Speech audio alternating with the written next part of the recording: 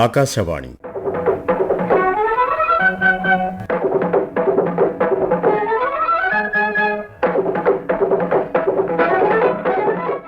തിരുവനന്തപുരം പ്രാദേശിക വാർത്താ വിഭാഗം അവതരിപ്പിക്കുന്ന വാർത്താ തരംഗിണി.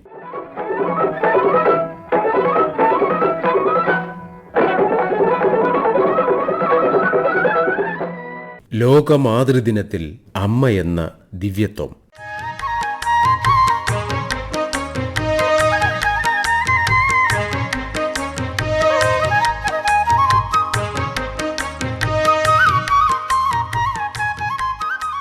ലോക മാതൃദിനം ഇന്നലെയായിരുന്നു. എല്ലാ വർഷവും മെയ് മാസത്തെ 2ാമത്തെ ഞായറാഴ്ചയാണ് ലോക മാതൃദിനം ആചരിക്കുന്നത്. അമ്മമാരോട് സ്നേഹം പ്രകടിപ്പിക്കാൻ പ്രത്യേകിച്ച് ഒരു ദിനത്തിന്റെ ആവശ്യമില്ലെങ്കിലും അമ്മയുടെ കരുതലിന്റെയും ത്യാഗത്തിന്റെയും വാത്സല്യത്തിന്റെയും പ്രാധാന്യം ലോകമെമ്പാടും ഓർമ്മിക്കാൻ ഒരു ദിവസം എന്ന നിലയിലാണ് ദിനാചരണം. അമേരിക്കൻ സാമൂഹ്യ പ്രവർത്തക അന്ന ജാർവിസ് ആണ് ദിനാചരണങ്ങൾക്ക് തുടക്കമിട്ടത്. അമ്മമാരോടൊപ്പം ചെലവഴിക്കുന്നതിനും അവരെ ആദരിക്കുന്നതിനും ഈ ദിനം ഉപയോഗിക്കുന്നു. സമൂഹത്തിൽ മാതാപിതാക്കളോട് മക്കൾ ചെയ്യുന്ന ക്രൂരതകൾ വാർത്തകളിൽ ഇടം പിടിക്കുന്ന കാലഘട്ടം കൂടിയാണ്. മദ്യത്തിനും മയക്കുമരുന്നിനും അടിമയായ ചിലരെങ്കിലും പണം ലഭിക്കാത്തതിനാൽ മാതൃഹത്യയിലേക്ക് വരെ എത്തി നിൽക്കുന്ന വാർത്തകളും സംഭവങ്ങളും പരിചിതമാണ്. അമ്മമാർ മക്കൾക്ക് ശല്യമാണ് എന്ന് തോന്നലുള്ള ഒരു ന്യൂനപക്ഷമെങ്കിലും അനാഥാലയത്തിലും വൃദ്ധസദനങ്ങളിലും മാതാപിതാക്കളെ എത്തിക്കാറുണ്ട് എന്നത് ഒരു വസ്തുതയാണ്. എന്നാൽ അവരെല്ലാം ഓർമ്മിക്കേണ്ടത് അവർ ഇന്ന് എന്തൊക്കെയായോ ഏതെല്ലാം നിലയിലെത്തിയോ അതിന് കാരണം അമ്മയാണ് എന്ന വളരെ പ്രധാനപ്പെട്ട ഒരു സത്യമാണ്. കാര്യപ്രാപ്തിയും ശേഷിയും ഉണ്ടാകുന്നതുവരെ അവരെ സംരക്ഷിച്ച് വളർത്തിയത് മറ്റാരെങ്കിലുമാണോ? അമ്മമാരെ ട്രെയിനിലും മറ്റും ഉപേക്ഷിക്കുന്നതായ വാർത്തകൾ ഇന്ന് ഇടം പിടിക്കുകയാണ്. പല പ്രസിദ്ധമായ ക്ഷേത്ര പരിസരങ്ങളിലും ഭിക്ഷയാചിക്കുന്ന ധാരാളം അമ്മമാരെ കാണാൻ കഴിയും. പലരും ഉപേക്ഷിക്കപ്പെട്ട അമ്മമാരാണ്. സൈക്കോളജിസ്റ്റും അധ്യാപികയുമായ ഡോക്ടർ സിന്ധു ബി.കെ. അമ്മ എന്ന ഈ രണ്ടക്ഷരത്തിൽ ലോകത്തിലെ മുഴുവൻ സ്നേഹവും കരുതലുമാണ് ഒളിഞ്ഞിരിക്കുന്നത്. അമ്മ ദൈവമാണ്, സ്നേഹത്തിന്റെയും ത്യാഗത്തിന്റെയും പര്യായമാണ്. നമ്മുടെ ജീവിതത്തിലെ ഓരോ ഘട്ടത്തിലും തണലായി നിൽക്കുന്നവളാണ് അമ്മ. സ്വന്തം വിശപ്പ് മറന്ന് നമുക്ക് ഭക്ഷണം നൽകുന്നവൾ, നമ്മുടെ സങ്കടങ്ങളിൽ കണ്ണുനീർ തുടയ്ക്കുന്നവൾ, സ്വന്തം സ്വപ്നങ്ങൾ മക്കൾക്കായി ബലികഴിച്ചവൾ. ഈ ത്യാഗങ്ങൾക്ക് പകരമായി അമ്മമാർ നമ്മിൽ നിന്നും ഒന്നും പ്രതീക്ഷിക്കുന്നില്ല, മക്കളുടെ പുഞ്ചിരിയും അവരുടെ വളർച്ചയും മാത്രം. എന്നാൽ ഇന്നത്തെ സമൂഹത്തിൽ ഈ ആഘോഷങ്ങൾക്കിടയിലും ഹൃദയഭേദകമായ ഒരു കാഴ്ചയുണ്ട്. ജീവിതത്തിന്റെ നല്ല കാലം മുഴുവൻ മക്കൾക്കായി ഉരുകിത്തീർന്ന അമ്മമാർ ഒടുവിൽ വൃദ്ധസദനങ്ങളുടെ 4 ചുവരുകൾക്കുള്ളിൽ തളയ്ക്കപ്പെടുന്നു. മക്കൾ വലുതാകുമ്പോൾ അമ്മയൊരു ഭാരമായി മാറുന്നു. ഒരു കാലത്ത് മക്കളെ കൈപിടിച്ചു നടത്തിയ ആ കൈകൾക്ക് ഏറ്റവും സഹായം വേണ്ടപ്പോൾ അവരെ പാതി വഴിയിൽ ഉപേക്ഷിക്കുന്നു. ആധുനികതയുടെ തിരക്കിൽ പലരും മറന്നുപോകുന്നത് ആ പഴയ തറവാട്ടിലെ ഇരുട്ടത്ത് ഇന്നും തങ്ങളെ കാത്തിരിക്കുന്ന ഒരു അമ്മയുണ്ടെന്ന സത്യമാണ്. ഓർക്കുക, മാതൃദിനത്തിൽ സോഷ്യൽ മീഡിയയിൽ ചിത്രം പങ്കുവയ്ക്കുന്നതിലല്ല, മറിച്ച് ആ അമ്മയുടെ ഒപ്പം അല്പനേരം ഇരിക്കുന്നതിലും അവരുടെ മനസ്സ് അറിയുന്നതിലുമാണ് യഥാർത്ഥ സ്നേഹം. നമ്മുടെ വളർച്ചയുടെ പടവുകൾ പണിഞ്ഞത് ആ അമ്മയുടെ വിയർപ്പും കണ്ണീരും കൊണ്ടാണെന്ന് തിരിച്ചറിയുക. വൃദ്ധസദനങ്ങൾ ഒരു പരിഷ്കൃത സമൂഹത്തിന് ചേർന്നതല്ല. മാതാപിതാക്കളെ ചേർത്ത് നിർത്തുക എന്നത് നമ്മുടെ ഒരു ഔദാര്യമല്ല, മറിച്ച് നമ്മുടെ കടമയാണ്. നമുക്കൊരു പ്രതിജ്ഞ എടുക്കാം. നമ്മുടെ അമ്മമാരെ ഒരിക്കലും കണ്ണുനീർ കുടിപ്പിക്കില്ലെന്നും അവരുടെ വാർദ്ധക്യം സുരക്ഷിതവും സന്തോഷകരവുമാക്കുമെന്നും സ്നേഹിക്കാൻ പഠിപ്പിച്ച അമ്മയ്ക്ക് നൽകാൻ കഴിയുന്ന ഏറ്റവും വലിയ സമ്മാനം നമ്മുടെ സ്നേഹവും സാമീപ്യവും മാത്രമാണ്.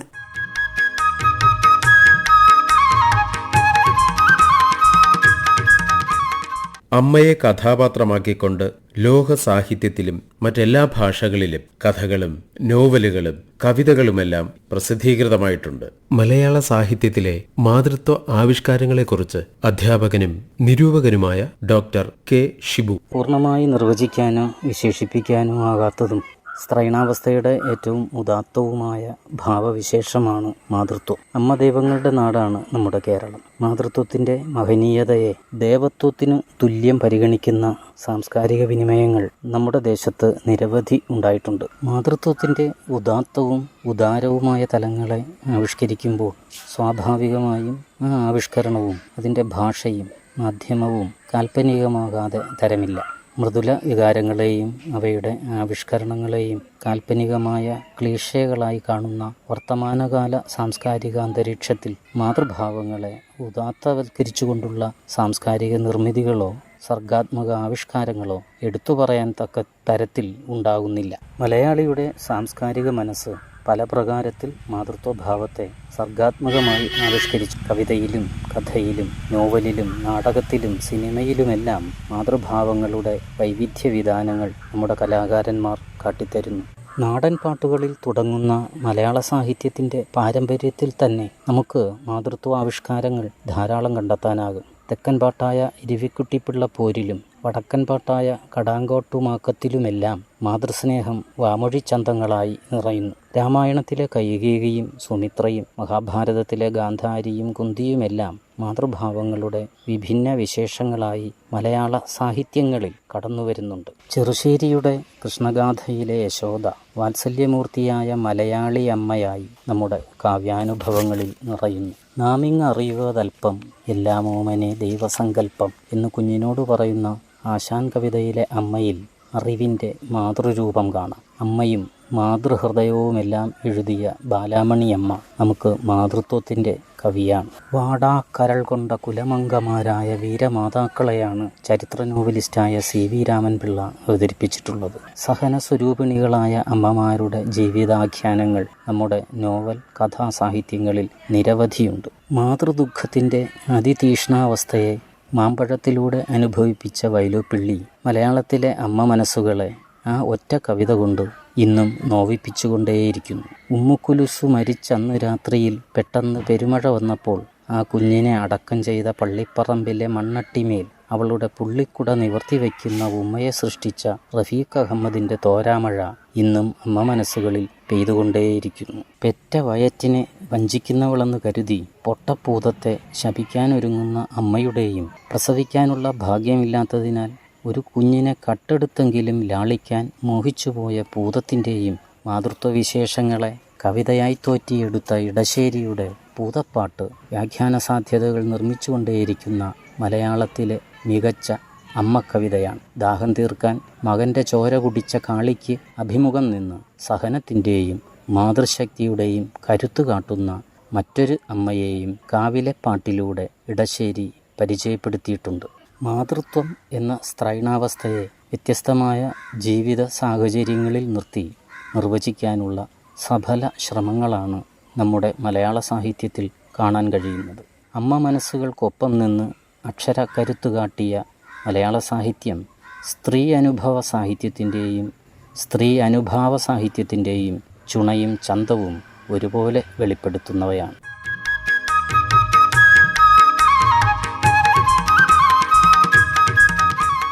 അമ്മയെ കേന്ദ്ര കഥാപാത്രമാക്കിക്കൊണ്ടുള്ള സിനിമകൾ പല ഭാഷകളിലുമുണ്ട്. 1985 പുറത്തിറങ്ങിയ P. പത്മരാജൻ രചനയും സംവിധാനവും നിർവഹിച്ച മലയാള ചലച്ചിത്രമാണ് തിങ്കളാഴ്ച നല്ല ദിവസം. കവിയൂർ പൊന്നമ്മ അവതരിപ്പിച്ച അമ്മ എന്ന കഥാപാത്രം സിനിമയെ വല്ലാത്ത വൈകാരികതയിലേക്കാണ് കൊണ്ടുപോകുന്നത്. എല്ലാ എഴുത്തുകാരും അത് ഏത് തലമുറയിൽപ്പെട്ടവരായാലും അമ്മയുടെ സ്നേഹത്തിന്റെ, സഹനത്തിന്റെ, കാരുണ്യത്തിന്റെ സ്പർശമില്ലാതെ എഴുത്തിൽ മുന്നോട്ടു പോകാൻ കഴിയില്ല എന്നുള്ളതാണ്. ചെറിയ കുട്ടികളോട് ഒരു കവിത എഴുതാൻ പറഞ്ഞാൽ ഭൂരിഭാഗം പേരും അമ്മയെക്കുറിച്ചാണ് എഴുതുക എന്നത് ഒരു യാഥാർത്ഥ്യമാണ്. കവയിത്രിയായ ശ്രീമതി രജനി മാധവിക്കുട്ടി. അമ്മ എന്ന രണ്ടക്ഷരം ഒരു സങ്കല്പമല്ല, മറിച്ച് ഒരു യാഥാർത്ഥ്യമാണ്. ഈ പ്രപഞ്ചത്തോളം ദൈർഘ്യമുള്ള ഒരു യാഥാർത്ഥ്യം. അമ്മയുടെ ഉദരത്തിൽ നിന്ന് ഈ ലോകത്തിലേക്ക് വരുമ്പോൾ അറിവിൻ്റെ ജാലകം തുറന്നിട്ട് ജീവിതം എന്തെന്ന് നമ്മെ ആദ്യം പഠിപ്പിക്കുന്നത് അമ്മയാണ്. ജീവിതത്തിൻ്റെ വിശാലതയിൽ ഏത് വികാരം നമ്മെ കീഴ്പ്പെടുത്തിയാലും കരുണയുടെ സാഗരം കൽപ്പിച്ചു നൽകുവാൻ അമ്മയല്ലാതെ മറ്റാരാണുള്ളത്? ത്യാഗത്തിൻ്റെയും കരുണയുടെയും പ്രതീകമായി ഈ ഭൂമിയിലേക്ക് നമ്മെ കൈപിടിച്ചുയർത്തുമ്പോൾ നിരുപാധിക സ്നേഹത്തിലൂടെ സുരക്ഷിതത്വത്തിലൂടെ, സംസ്കാരത്തിലൂടെ അമ്മയും നമ്മോടൊപ്പം വളരുകയാണ്, ഒരു ആൽമരത്തിൻ്റെ ശീതള ഛായ തന്നുകൊണ്ട്. ഒരു വാക്കുപോലും ചോദിക്കാതെ നമ്മുടെ ഉള്ളിലുള്ള വികാരങ്ങളെ സ്നേഹത്തോടെ ഒപ്പിയെടുക്കുന്ന അമ്മ എന്നും ഒരു വിസ്മയമാണ്. എത്ര പ്രായമേറിയാലും ശിശുസഹജമായ വികാരത്തോടെ ഏതൊരു മനുഷ്യനും കടന്നു ചെല്ലാവുന്ന അഭയസ്ഥലിയും അമ്മയല്ലാതെ മറ്റാരാണ്? ഗർഭകാലം മുതൽ തുടങ്ങുന്ന ഓരോ വേദനയും ഉള്ളിലൊതുക്കി എപ്പോഴും പുഞ്ചിരി തൂകി തൻ്റെ ജീവിതം തന്നെ ഒരു പാഠശാലയാക്കുന്നവരാണ് മിക്ക അമ്മമാരും. കാലത്തിൻ്റെ തേർവാഴ്ചയിൽ അങ്ങിങ്ങ് പുഴുക്കുത്തുകൾ ഉണ്ടെങ്കിലും അമ്മ എന്ന സങ്കല്പത്തിന് കരുണയുടെയും ത്യാഗത്തിൻ്റെയും മുഖമാണ് എപ്പോഴും. മക്കൾക്കു വേണ്ടി ഏതൊരു സുഖത്തെയും ത്യജിക്കുവാൻ അമ്മ തയ്യാറാകുമ്പോൾ ദൈവത്തിൻ്റെ മുഖമല്ലാതെ മറ്റെന്താണ് നമുക്കവിടെ കാണാൻ സാധിക്കുക? അമ്പലനടയിലും അനാഥാലയങ്ങളിലും അമ്മമാരെ ഉപേക്ഷിക്കുമ്പോഴും മക്കളെ ശപിക്കാത്തതും മാപ്പ് കൊടുക്കുന്നതും അമ്മ ദൈവതുല്യയാകുന്നതുകൊണ്ടാണ്. മക്കളുടെ ക്രൂരത പോലും നിരുപാധിക സ്നേഹം കൊണ്ട് മറക്കുമ്പോൾ അമ്മയും ദൈവം എന്ന അദൃശ്യ ശക്തിയും ഒന്നാകുന്നു. സമരസപ്പെടാനാകാത്ത സാഹചര്യങ്ങളിലും കുടുംബത്തിനു വേണ്ടി എല്ലാം സഹിക്കുമ്പോൾ അമ്മ എന്ന പദത്തിന് പുണ്യം എന്നുകൂടി അർത്ഥം കൽപ്പിച്ചു നൽകാം. എഴുതുവാനറിയാത്ത ഒരു കവിത പോലെ, പാടുവാനറിയാത്ത ഒരു പാട്ടുപോലെ അമൃത കലാമയിയായി അമ്മ ആത്മാവിലുള്ളപ്പോൾ ആരുടെ ഏത് ചുവടാണ് പിഴയ്ക്കുക? ജീവിതകാലം മുഴുവൻ നമ്മെ പരിചരിക്കുന്ന, സ്നേഹിക്കുന്ന അമ്മയെ വാർദ്ധക്യത്തിൽ ചേർത്തു നിർത്തി അമ്മ എന്ന യാഥാർത്ഥ്യത്തെ ഏറ്റവും മനോഹരമാക്കാം. മക്കളുടെ സാമീപ്യം മാത്രമാണ് അമ്മമാർ ആഗ്രഹിക്കുന്ന ഏറ്റവും വലിയ സമ്പത്ത്.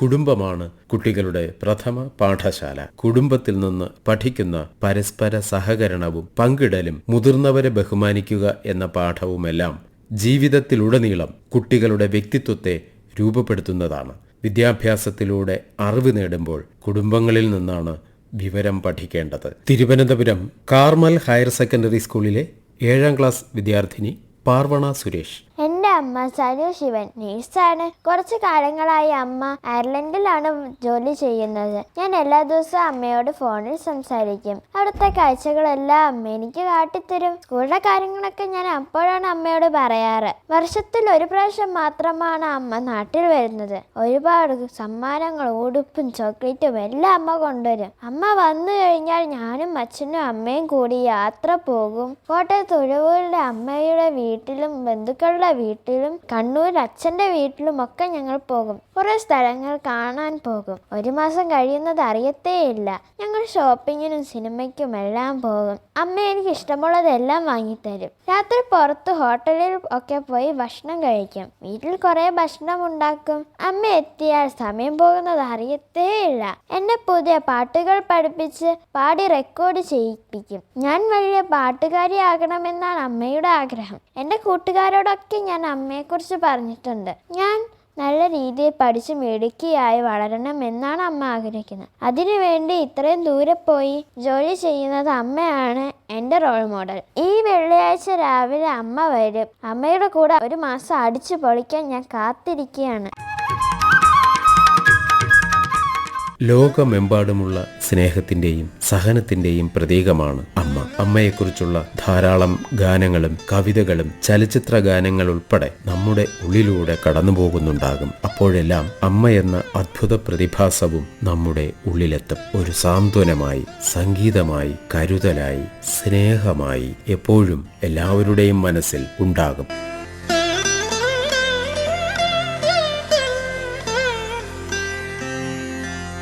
താരാട്ടുപാടി ഉറക്കിയത്, ചോറ് ഉരുട്ടി കാക്കയെയും പൂച്ചയെയും ഒക്കെ കാണിച്ച് വാരിത്തന്ന ആ മുഹൂർത്തങ്ങൾ, ഓടി വീഴുമ്പോൾ വാരിയെടുത്ത് പുണരുന്ന, എന്തു തെറ്റും സഹിക്കുന്ന ആ അമ്മയെ, അമ്മമാരെ ഈ ദിനത്തിലും നമുക്ക് ഓർമ്മിക്കാം.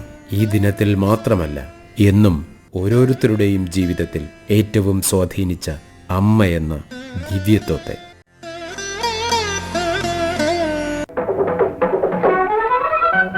വാർത്താ തരംഗിണി സമാപിക്കുന്നു. ഏകോപനം ലെമി ജി നായർ. തയ്യാറാക്കി അവതരിപ്പിച്ചത് സുനീഷ് വിതുര. വാർത്താ തരംഗിണി ഇനി വ്യാഴാഴ്ച രാവിലെ 9 മണിക്ക്.